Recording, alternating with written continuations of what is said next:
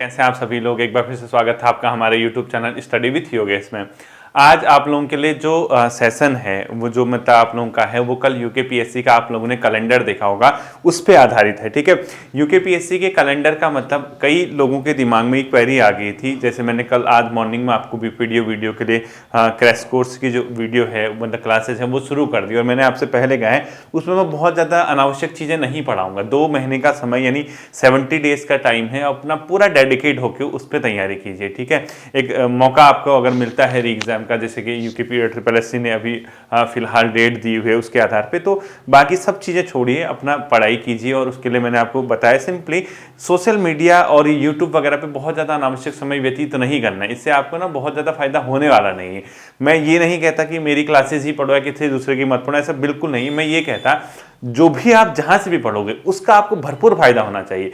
ये नहीं कि सिर्फ वन लाइनर के आधार पे आप अपनी कहानी लिखने चलेंगे सफलता की, बहुत मुश्किल हो जाएगा। सच्चाई है, भले ही कितना आप लोग मुझे कोसो या कुछ करो, बट सिर्फ और सिर्फ वन लाइनर के आधार पे आपका चयन नहीं होगा। ठीक है, कल यूकेपीएससी ने जो कैलेंडर जारी किया था उसको लेके जो दिमाग में क्वेश्चन है, मई एंड होते होते कितने बच्चों की जॉब लगने वाली। देखो, पुलिस कांस्टेबल मई के तीसरे सप्ताह में शायद ना उसका रिजल्ट आ जाएगा, कुछ ऐसा ही देख रहा था। फॉरेस्ट गार्ड शायद मई के सेकंड वीक में कह रहा था, ऐसा ही है। कनिष्ठ सहायक मई के फर्स्ट वीक में, भले ही कनिष्ठ सहायक में वो डबल बुलाए क्योंकि टाइपिंग भी है उसमें, बट कहीं ना कहीं ऐसे छात्र जो कनिष्ठ सहायक में नहीं निकल रहे हैं यानी फर्स्ट वाली जो लिस्ट आएगी उनको ये तो पता चल जाएगा कि नहीं होना है, कम से कम वो आगे की राह तो देखेंगे। हाँ, जो डबल वाली लिस्ट में आता है उसके लिए थोड़ा कंफ्यूज ये रहता है कि फाइनल होगा या नहीं होगा।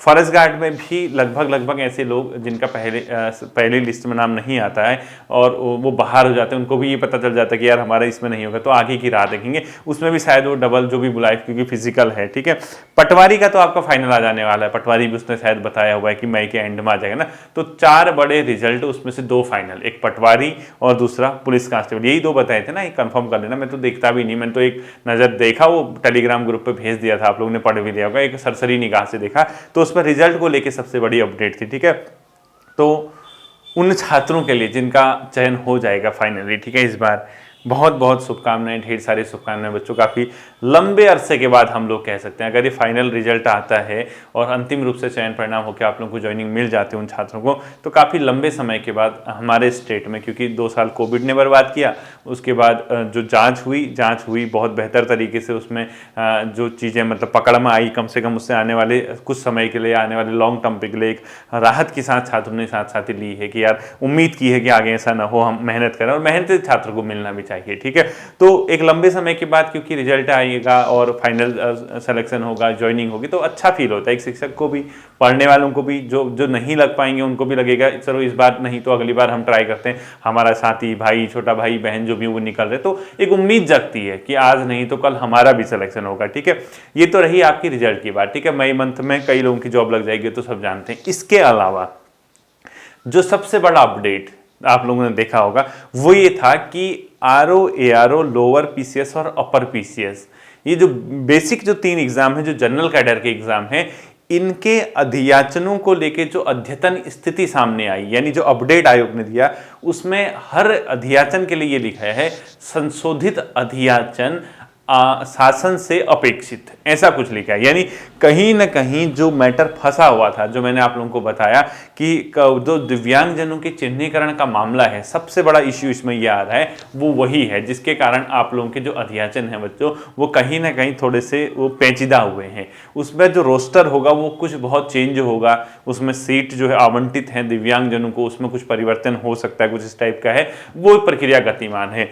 विश कीजिए कि 10 मई तक वो हो जाए, 10 मई 15 मई तक आयोग को अध्याचन प्रेषित हो जाए। ऐसा अगर हम सभी चाहते हैं कि ऐसा हो जाए जितनी जल्दी, क्योंकि बहुत ज़्यादा डिपार्टमेंट होते हैं, प्रक्रिया कॉम्प्लिकेटेड होती है, और इतना मुझे पता है कि युद्ध स्तर पे उस पर काम भी चल रहा है। ठीक है, अब देखो कितनी जल्दी होता है। अगर 10 मई तक होगा तो फिर ये मत कहना कि 2 महीना समय देता है एग्जाम के, इसीलिए वो अपडेट दी गई है। अगर 20 को भी अगर अध्याचन चला गया, 25 को अगर विज्ञप्ति जारी होगी फिर आपको एग्जाम देना पड़ेगा। वो तुरंत क्या करेंगे, 10-12 दिन आपका फॉर्म भरने को देंगे और 10-12 दिन में क्या प्रोसेस निकालेंगे, एडमिट कार्ड की डॉक्यूमेंट बाद में चेक होते रहेंगे जब आपका प्री के बाद मेंस का फाइनल सिलेक्शन होगा। क्योंकि प्री में तो किसी को भी बैठा देंगे, बाहर जो होना होगा 3-3.5 हज़ार बचेंगे, उनके डॉक्यूमेंट वो मेंस के लिए चेक कर लेगा, मेंस के लिए नहीं भी करेगा मेंस दिला देगा, तो फाइनल में चेक हो जाते हैं वो डीबी के टाइम पे, ठीक है।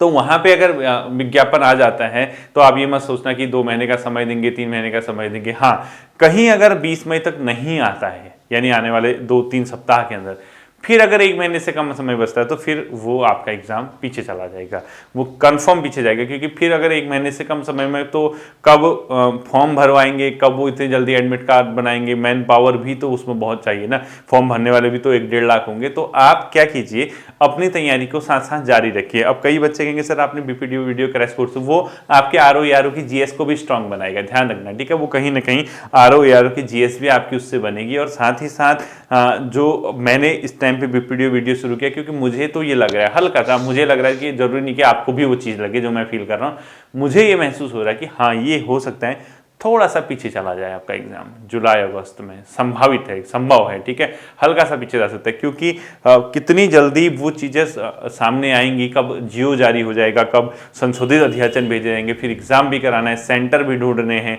एडमिट कार्ड भी बनवाने हैं। अब ये देखने की बात है कि कितनी जल्दी वो चीज़ें सामने होती हैं, ठीक है। अगर तत्काल प्रभाव से उस पर एक्शन लिया जाता है, तेज उस पर काम होता है, तब तो आपका यहाँ से भी काम हो जाएगा शासन स्तर से, और आयोग को अध्याचन भी मिल जाएगा, तो विज्ञापन जारी हो जाएगा।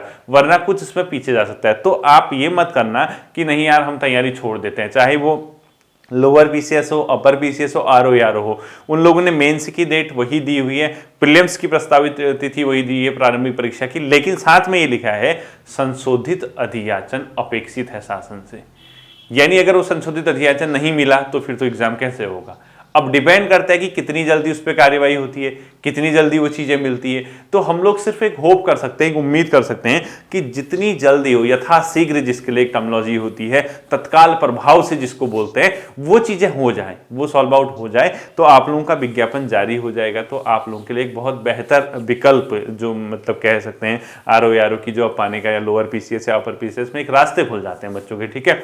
इसके अलावा कई बच्चों की ये क्वेरी थी कि क्या सर यूके SSS के विज्ञापन जारी होंगे क्या, यूके SSS के माध्यम से भी? बिल्कुल होंगे बच्चों को, ऐसा नहीं है कि यूके SSS के जो मतलब जो आयोग है उसका कोई काम नहीं होगा, उसका भी आप लोगों के लिए विज्ञापन जारी होगा, बहुत जल्दी उसका विज्ञापन जारी होगा। और उस विज्ञापन के बाद चाहे वो कनिष्ठ सहायक के एग्जाम कराएं या कोई दूसरे ग्रुप सी लेवल के एग्जाम कराएं, तो विज्ञापन आते रहेंगे। हो सकता है कि पुलिस कांस्टेबल जो बात चल रही थी, अब आयोग ने करा दिया, यूकेपीएससी ने, अब नेक्स्ट पुलिस कांस्टेबल जल्द से निकल के यूके SSS के माध्यम से उसकी भर्ती प्रक्रिया को मतलब किया जाए, संभावित इस टाइप की चीजें, ठीक है। तो हो सकता है, तो होप छोड़नी नहीं है, उम्मीद हमारी जो है बरकरार रहनी चाहिए। हम लोग कोशिश में लगे रहें कि यार आज नहीं तो कल हमें सफलता मिलेगी, और मिलेगी भी, ठीक है। अब देखिए जो इस बार निकलेंगे, इन लोगों ने भी तो कभी सोचा होगा ना यार कब हमारी जॉब लगेगी, कब हमारी जॉब लगेगी। अब देखो फाइनल रिजल्ट में इन लोगों का अगर नाम आ जाएगा, कई बच्चों का नाम आएगा, कई का तो क्या आएगा, जितने पद हैं उतनों का नाम आएगा, तो उनको भी वही खुशी होगी। तो आपको डिमोरलाइज नहीं होना है, आपको मोटिवेट रहना है, आपको सोचना है कि आज हमारे इन भाइयों का नंबर आ गया तो कल हमारा नंबर आएगा। क्योंकि पॉजिटिव रहना और अपने लिए एक रास्ता बनाते रहना, यही जिंदगी का इम्तिहान है बच्चों, ठीक है। हम लोग कई बार क्या करते हैं ना, मतलब दोस्त की सिलेक्शन में दुख तो होता ही है, ये तो सच बात है, ठीक है। क्योंकि अगर साथ साथ तैयारी कर रहे हो, आपके सारे मित्र निकल जाएं, आप ऐसे बेरोजगार रह जाएं, तो दुख तो होता है। लेकिन उसका समाधान भी है बच्चों, समाधान ये है कि आप अपने कर्म पे डटे रहिए, आप और बढ़िया मेहनत कीजिए, आप उनसे बेहतर पोस्ट पाने की सोचिए। क्योंकि होता क्या है, जैसे कोई अभी पुलिस कांस्टेबल बन गया, ठीक है, सपोज पुलिस कांस्टेबल, वो उसका सिलेक्शन हो गया, तो कल के दिन उससे बेहतर पोस्ट आएगी दरोगा की। अब वो कांस्टेबल जो बना है वो दरोगा की तैयारी भी कर रहा है, और आप बेरोजगारी में दरोगा की तैयारी कर रहे हो, आप बन जाइए ना दरोगा उसके सामने। क्योंकि ऐसा तो नहीं है कि आप जैसे आईएएस का एग्जाम होता है, इंस्टा वहाँ निकाल क्वालिफाई उसको करने के बाद फाइनल सिलेक्शन किया, फिर उसका कोई विकल्प नहीं बचता क्योंकि सबसे बड़ी सर्विस में चला गया। तो आपका दोस्त अगर आईएएस बन गया तो आपके लिए दुख थोड़ा सा रहता है कि यार वो तो मेरा दोस्त वहाँ पर पहुँच गया, मैं तो यहीं रह गया। लेकिन आपका दोस्त तो ग्रुप सी की तैयारी कर रहा है ना, आप अगर वो पुलिस कांस्टेबल बनता है या फॉरेस्ट गार्ड बनता है, आपका नहीं होता है, तो आप दरोगा की तैयारी कीजिए, आप दरोगा की कीजिए, आप पटवारी नहीं बनते हो, आप दरोगा की कीजिए। अब ये यूके SSSC की स्नातक स्तरीय भर्ती प्रक्रिया है, भर्ती है, उसमें जो 4200 के स्केल वाले हैं पद, थोड़े से ऊपर के पद हैं, उसकी तैयारी कीजिए, वहाँ निकाल के दिखाइए। क्योंकि एक बार जॉब में लगने के बाद हर कोई चाहता है कि वो उससे बेहतर पोस्ट में जाए, और आप अगर उस टाइम पे जॉब में नहीं है, आप बेरोजगारी में तैयारी कर रहे हैं, वो जॉब के साथ तैयारी कर रहे हो, जॉब के साथ तैयारी करना इतना आसान नहीं है, बहुत कॉम्प्लिकेटेड चीज़ें होती हैं जॉब के बाद प्रिपरेशन करना। तो आपको ये चीज़ ध्यान रखनी है, अपने आप को पूरा जोर शोर से तैयार रखना है, अपना जो मोटिवेशन है उसके लेवल को हाई रखना है, बाकी तैयारी करते रहिए, परिणाम आपको मिल जाएंगे। ठीक है, हम लोग कल उसके नेक्स्ट वीडियो हम भी वीडियो वाले देखेंगे, और टेस्ट पेपर भी आप लोगों के लिए चल ही रहे हैं। तो दोनों चीज़ों को अगर आप साथ लेके चलोगे, कहीं ना कहीं आपको क्या होगा, इसका फायदा होगा, परिणाम क्या होगा बच्चों, आपके पक्ष में मिलेगा। ठीक है, ये जो चीज़ें थी इसको ध्यान रखना और अपना तैयारी को जारी रखना। फिर मिलते हैं अगले सेशन पे, अपना ध्यान रखिएगा। Thank you.